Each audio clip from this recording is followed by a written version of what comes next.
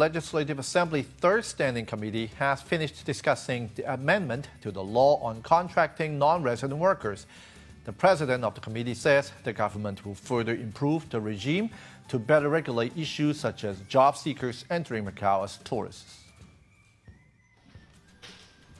Lawmakers have signed the opinion document on a proposed amendment to the law on contracting non-resident workers. The highlight of the law alteration is the introduction of a new entry permit for non-resident workers to enter the SAR before they receive their non-resident worker ID, commonly known as the blue card.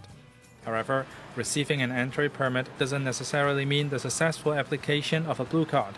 If the legislature gives the final green light to the change, which is very likely, it is not going to immediately affect the non-resident workers who are already working in the territory. But if they want to change jobs after the amended law is enforced, they will need to leave Macau first to obtain their entry permit and eventually their new blue card. But the government didn't make it compulsory for these workers to first return to their places of origin. The government thinks it's unrealistic, it's difficult and undesirable. It's also going to make it more difficult for Macau people to hire non-resident workers. Moreover, some members of the committee are concerned about the situation that job seekers enter Macau as tourists.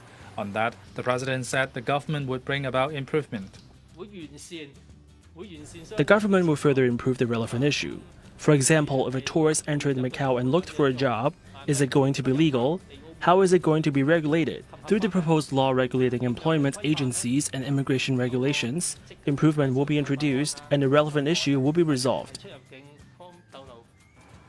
With the opinion document signed, the proposed law amendment will be read the second time in an 8-hour plenary session and get the final approval from lawmakers.